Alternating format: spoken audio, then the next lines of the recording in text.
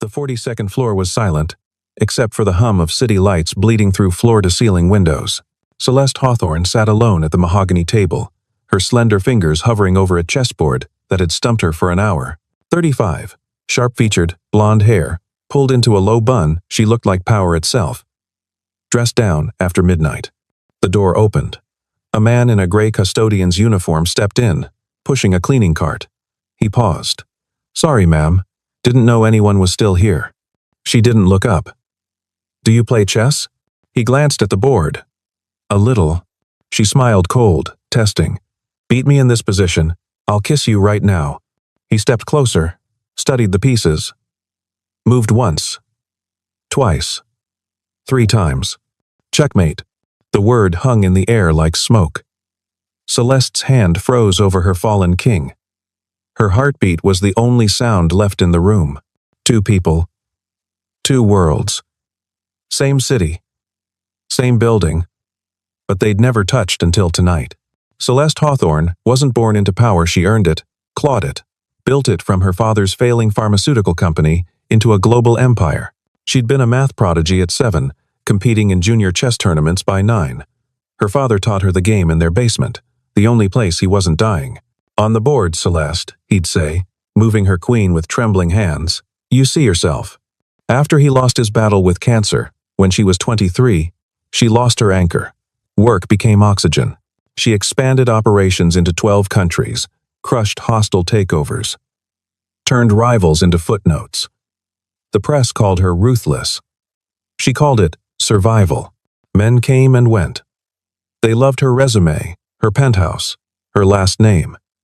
None loved her. She stopped trying. Every relationship ended the same way. Disappointment, dressed in apologies. The last one, Marcus, a venture capitalist who proposed at a charity gala, left her 3 weeks later for someone warmer, more available. His words. She'd laughed at the time, cried later, alone in her bathroom, mascara running. So she played chess alone, late at night, against puzzles that had no ego and no agenda. It was the one game she couldn't fully control, and that both terrified and thrilled her. Her board was custom-made, carved from Carpathian elm, the pieces weighted and cold. She kept it in her office, a relic from her father's study. Some nights, she sat there until dawn, replaying old games, searching for the move she'd missed. The move that could have saved him. Saved her. The move that would prove she was more than her armor. She told herself she didn't need anyone. The lie worked until tonight. Across the building, 6 floors down in the service corridor, Liam Carter was clocking in for the graveyard shift. 39 years old, tall, lean, with the kind of quiet face people forget until they need something. He wore the uniform without shame. It paid for health insurance. It kept Emma alive. Liam had been a chess prodigy too. At 17, he was the youngest player to crack 2,400 on the USCF rating scale, 2 steps from Grandmaster. Coaches called him the future. Sponsors lined up. The New York Times ran a profile. The boy who sees 10 moves ahead. He was supposed to be the one who made it. Then he met Sarah, fell in love at a college tournament in Boston. She was pre-med, laughing too loud in the crowd, wearing a hoodie 2 sizes too big. They married young. She got pregnant. He kept playing, winning state championships, climbing the rankings. When Emma was 2, Sarah started coughing. 6 months later, they had a diagnosis. Stage 3. Lung cancer. Non-smoker. No family history. Just bad, brutal luck. Liam quit the circuit. Sold his trophies. Worked 3 jobs, prep cook, night security, weekend driver. Anything that kept him close and kept the bills paid. Sarah fought for 4 years. Chemo, radiation, clinical trials that promised hope and delivered agony. She died on a Tuesday in March, holding his hand, whispering, "Take care of our girl." Emma was 6. Now she's 8. Chronic asthma, triggered by stress, cold air, sometimes nothing at all. The emergency inhaler lived in Liam's pocket. The nebulizer sat on their kitchen counter like a third family member. Every night, He listened to her breathe, terrified the sound would stop. He worked custodial at Hawthorne Industries because it offered the best healthcare plan in the city, full coverage, low co-pays, no caps. It wasn't about pride. It was about keeping his daughter alive. He still played chess. Not in tournaments. Not for rankings. But in his head, on lunch breaks. Teaching Emma the moves his wife never got to see her learn. He told Emma the same thing his father told him. Chess teaches you that every piece matters, even the ones people underestimate. Tonight, he was scheduled to clean the executive floors, 42 through 45. He didn't expect to find anyone. And he sure as hell didn't expect what happened next. Celeste stared at the board like it had betrayed her. 3 moves. She'd been destroyed in 3 moves by a man whose name she didn't know. The first move had been simple, a knight fork she'd overlooked. The second exposed her king. The third ended everything. Liam stepped back, calm, hands in his pockets. Short game, but memorable. Her eyes snapped up. Pride and curiosity fought for control of her expression. Her pulse hammered in her throat. She'd played grandmasters. Lost to them, sure, but never like this. Never in 3 moves to a man in a custodian's uniform who smelled like floor polish and humility. You think I won't keep my word? She stood. Her heels clicked against the hardwood as she crossed the space between them. She was smaller than he expected. 5 to 6 in shoes, maybe less. But the way she moved made her seem taller, dangerous. She placed one hand on his shoulder, leaned in, and kissed him. It wasn't long. Maybe 2 seconds. But it was real warm, soft, deliberate. Her lips tasted like coffee, and something sweeter, something he couldn't name. When she pulled back, her cheeks were flushed, her breathing uneven. Now you can get back to work, she said, voice tight, controlled, like she was negotiating a merger instead of recovering from a kiss. He didn't move, just looked at her with something she couldn't name. Not pity. Not judgment. Something softer. I think you just did something very brave. She blinked. No one had called her brave in years. Powerful, yes. Intimidating, often. Cold, occasionally. But brave? He picked up his cart, the wheels squeaking slightly on the polished floor. Moved toward the door. Paused with his hand on the handle. Good night, Miss Hawthorne. The door closed. She stood there, hand drifting to her lips, pulse hammering in her ears.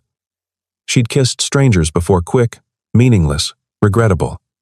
This wasn't that. This felt like falling. She sat back down at the board, staring at the pieces he'd moved. His strategy had been elegant, aggressive, but not reckless. He'd seen 3 moves ahead, while she was still calculating one. The kind of vision that took years to develop.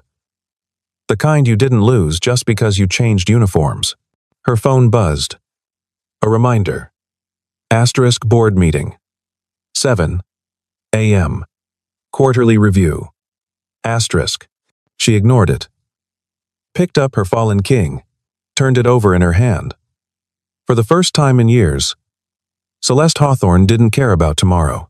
She only cared about the man who'd just walked out, and why her hands were still shaking. By morning, curiosity had turned into obsession. Celeste pulled his employee file before her first meeting. Coffee going cold on her desk. Name: Liam Carter.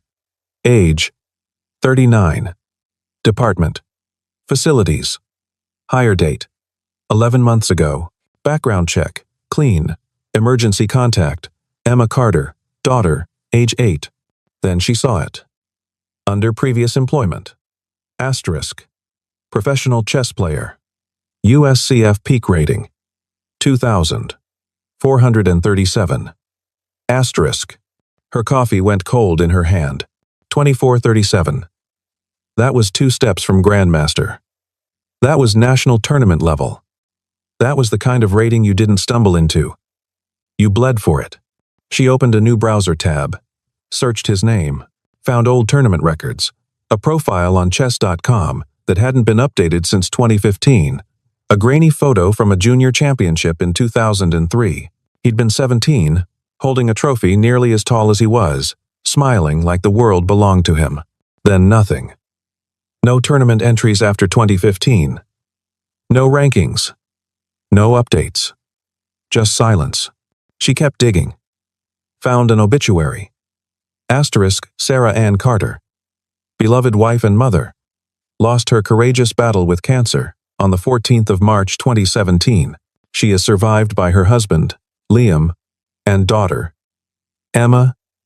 Asterisk. Her chest tightened. Widowed. Single father. Daughter.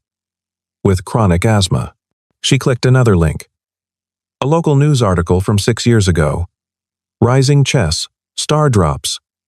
Out of tournament, to care for ailing wife. There was a photo Liam, younger, thinner, standing outside a hospital, holding a toddler. Celeste closed the laptop. Shame crept up her spine. Hot and unfamiliar. She'd mocked him. Challenged him like he was some toy. Some amusing distraction in her evening. She hadn't really seen him. She stood, paced her office, heels sinking into thick carpet, looked out over the city she'd conquered and felt, for the first time in a decade, small. That afternoon, she found herself walking through the lower floors. Told herself it was a routine inspection. It wasn't. She never did routine inspections. She found him in the break room on 38, showing a security guard named Marcus how to set up a queen's gambit on a travel chessboard. The guard was leaning in, fascinated, taking notes on a napkin. Liam was patient, sketching moves, explaining tempo and control like he was teaching a masterclass, not killing time on a lunch break. He looked up, saw her, smiled, not mocking, not surprised, just warm. Miss Hawthorne. She nodded, kept walking, heart pounding against her ribs like it was trying to escape. But she knew, with absolute certainty, that she was in trouble. It happened 3 nights later, just past 11. Celeste was leaving late again, heels echoing through the parking garage, keys in hand, when she heard the scream. High-pitched. Desperate. A child. She ran, found Liam on his knees beside a small girl slumped against a concrete pillar. The child's lips were blue, her chest heaving in shallow, desperate gasps that sounded like tearing paper. An inhaler lay useless on the ground beside them. Empty. Emma, baby. Stay with me, breathe, sweetheart. Just breathe. Celeste didn't think. She dropped her bag, pulled out her phone, dialed 911. Her voice came out sharp, commanding. This is Celeste Hawthorne, CEO of Hawthorne Industries. I need an ambulance at 550 Clark Street, sublevel 2, northwest corner. Child in severe respiratory distress. I'm authorizing use of our rooftop helipad for emergency medical transport if needed. The operator confirmed. Celeste knelt beside them, skirt splitting slightly at the seam. She didn't care. Help's coming. What does she need? Nebulizer hospital she needs. His voice cracked, broke, reformed. She needs to get to a hospital now. Celeste pulled off her coat, a $1,200 Burberry trench, and wrapped it around Emma's shaking shoulders. Stay calm. Breathe with me, sweetheart. In through your nose, that's it. Out through your mouth. You're doing so good. Emma's eyes fluttered open, unfocused, terrified. Celeste kept talking, kept her voice steady, even as fear clawed at her throat. She'd negotiated billion-dollar deals without breaking a sweat, but watching this little girl struggle to breathe cracked something inside her she didn't know existed. The ambulance arrived in 4 minutes.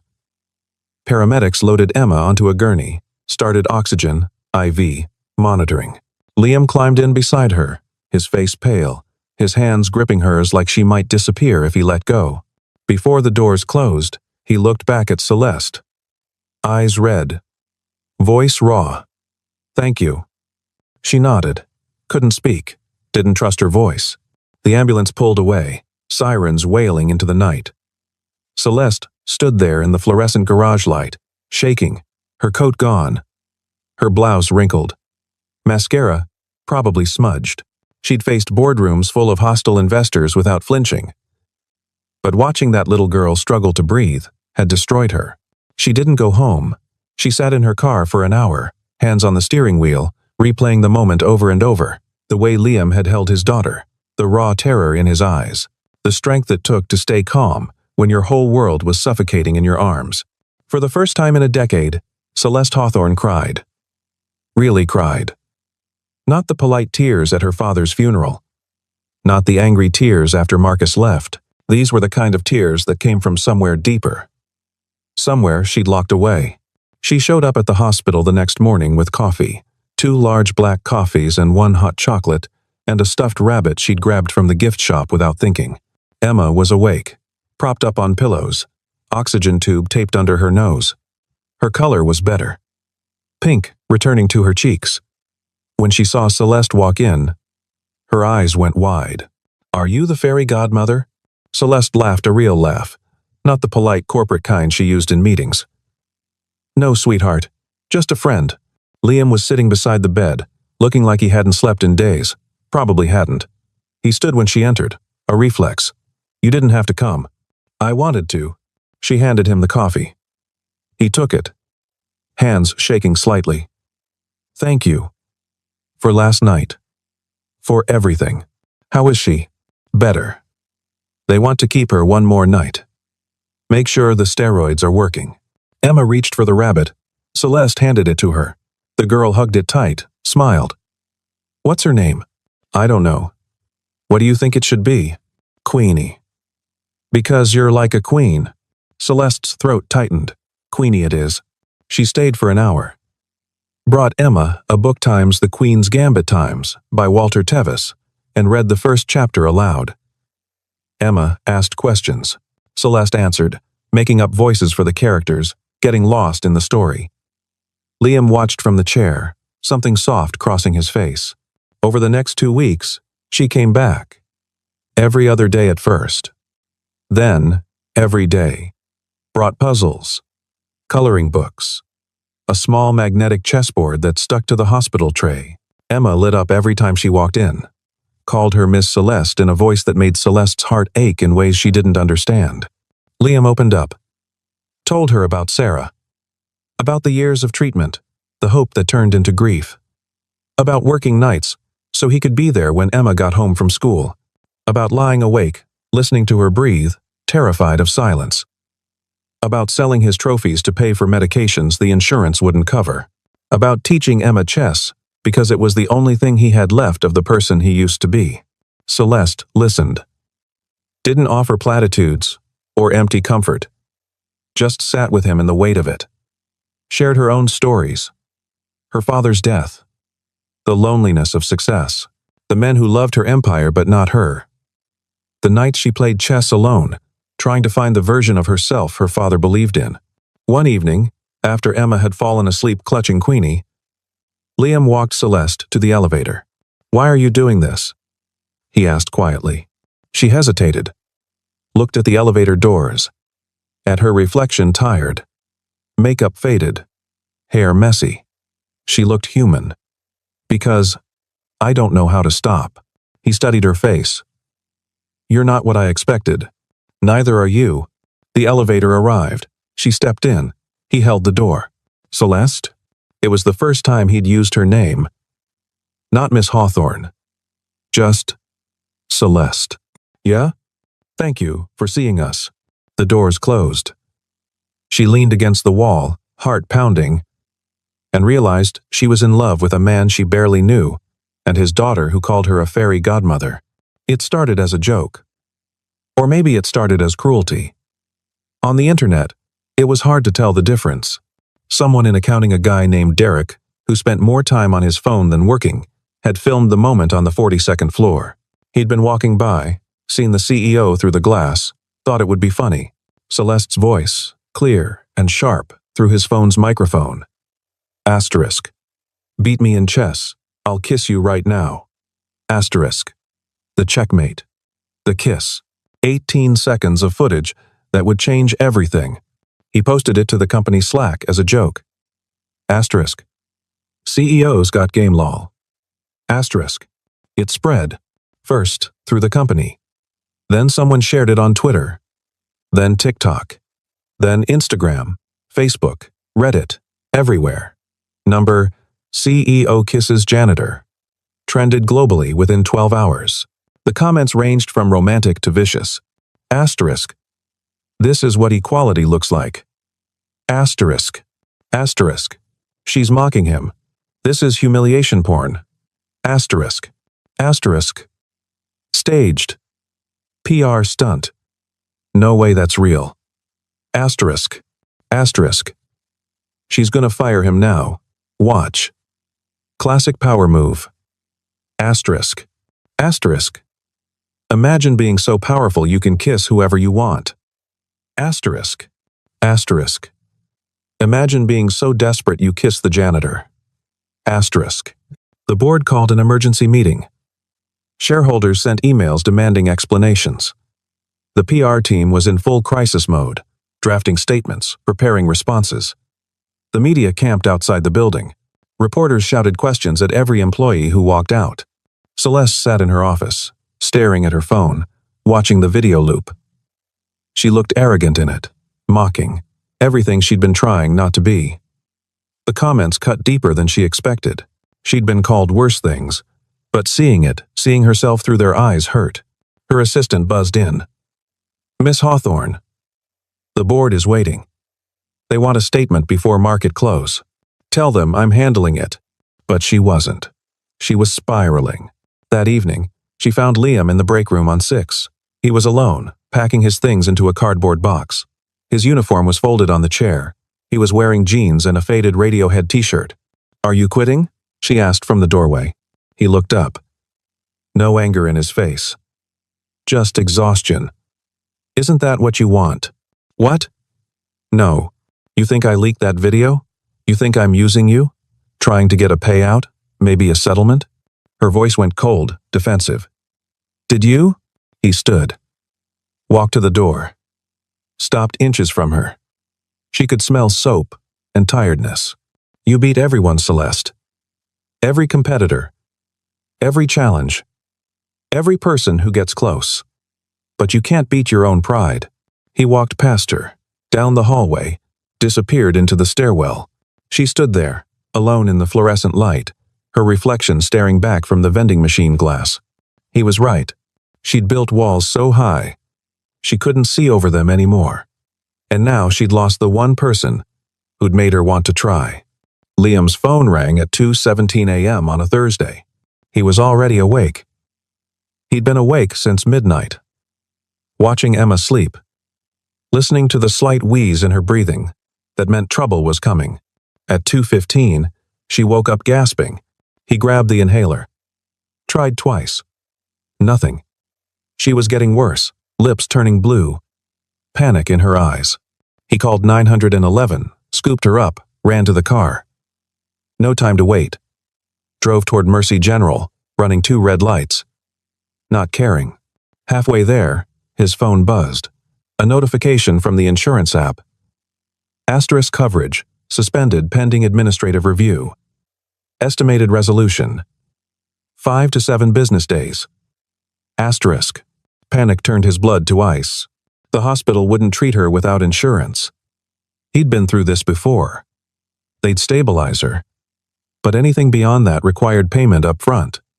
Payment he didn't have. The medical bills from Sarah's treatments had bankrupted him. He was still paying them off. He pulled into the ER bay, carried Emma inside. The intake nurse took one look and called for a doctor. They got her on oxygen, started an IV. But when Liam tried to check her in, the system flagged his account. Sir, your insurance shows as inactive. We'll need payment information before we can admit her. She can't breathe. I understand, sir. But he pulled out his phone with shaking hands. Called the one person he shouldn't have. The person he'd walked away from 2 days ago. Celeste picked up on the first ring. Liam? Emma. Hospital insurance is down.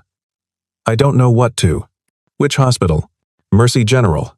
I'm coming. 10 minutes. She arrived in 8.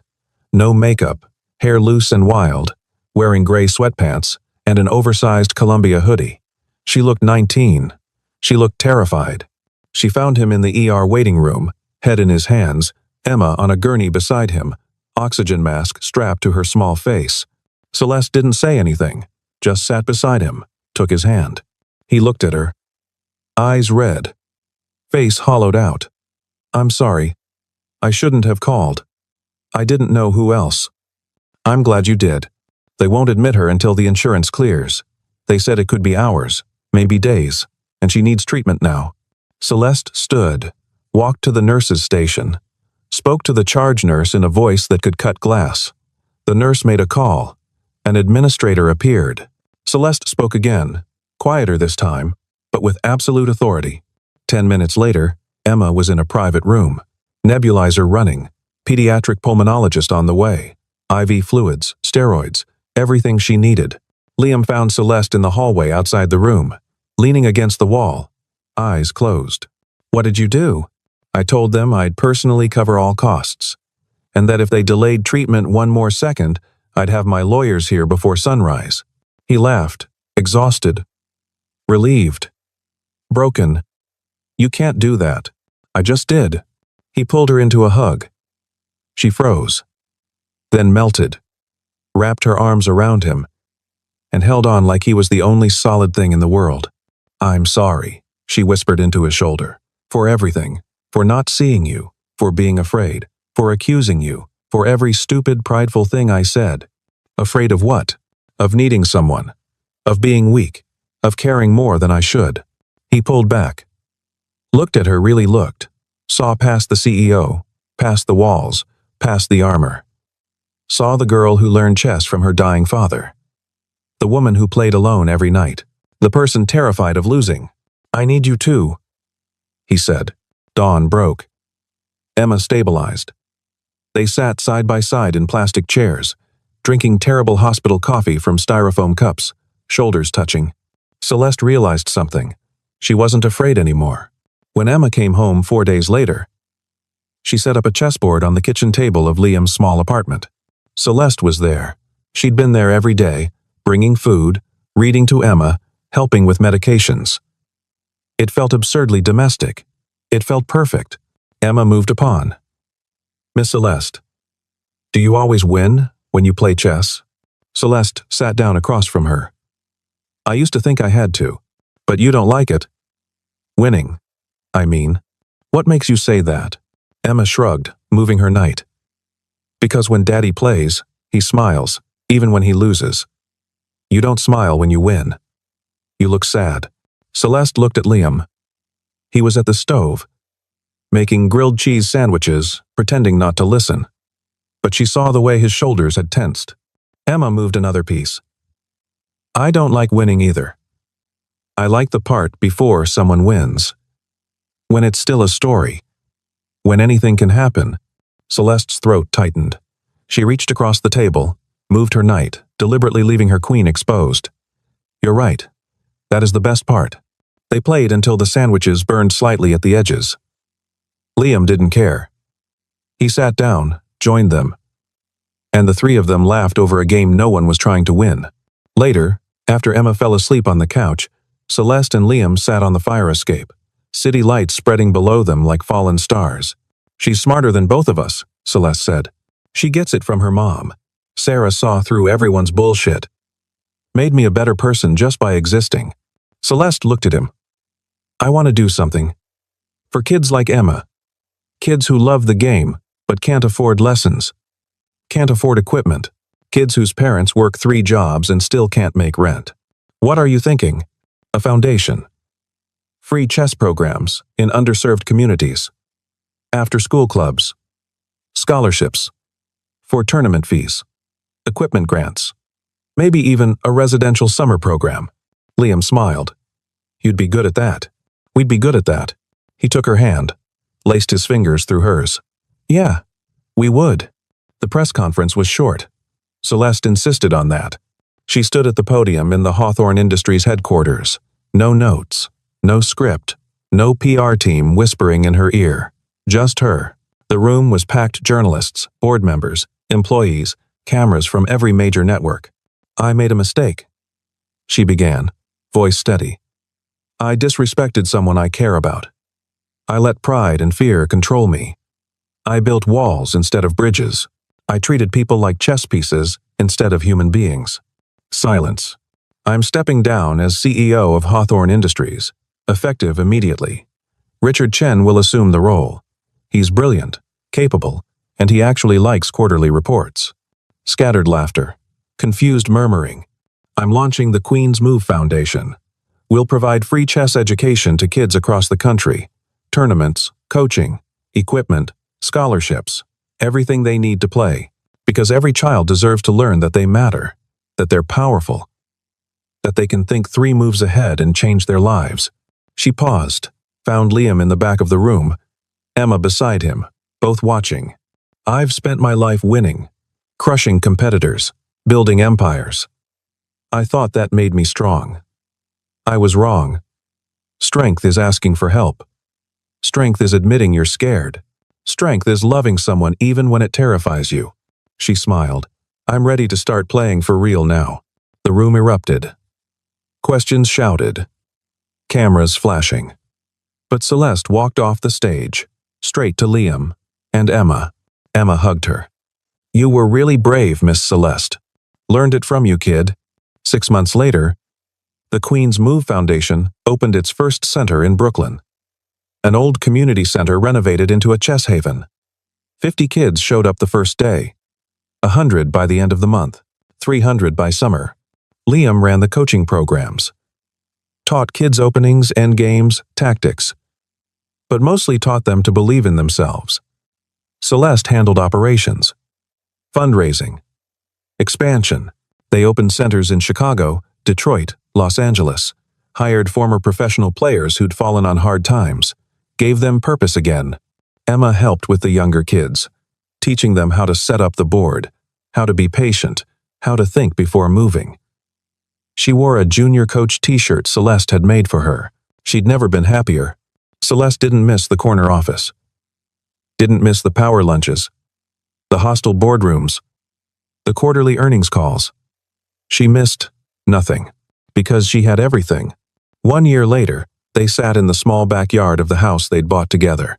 A 2-story colonial in a quiet neighborhood, with a porch and a garden and a tire swing. Late afternoon sun, warm and golden, summer fading into autumn. A chessboard between them on the picnic table. Emma on the porch steps with a book, legs swinging. Queenie the rabbit beside her. Celeste moved her bishop. If I take this position, you'll lose your queen in 2 moves. Liam grinned. Moved his knight anyway. I know. But this time, I want to lose. Why would you want to lose? Because losing to you means I get to keep playing. And I never want this game to end. Emma looked up from her book. Maybe you both win. They laughed. Celeste reached across the board. Knocked over both kings. Took his hand. I'm not playing to win anymore. I just want to stay in the game. With you. With her. With this life. We're building. He leaned in. Kissed her. Soft. Slow. Like they had all the time in the world. Like they'd already won everything that mattered. Emma clapped. Checkmate. Celeste pulled back, smiling. That's not how it works, sweetheart. Emma shrugged, grinning. I think it is. When 2 people love each other, they both win. That's checkmate. The good kind. Liam looked at Celeste. She looked at him. And in that moment, surrounded by imperfect happiness and second chances, they both knew Emma was right. Checkmate, of hearts.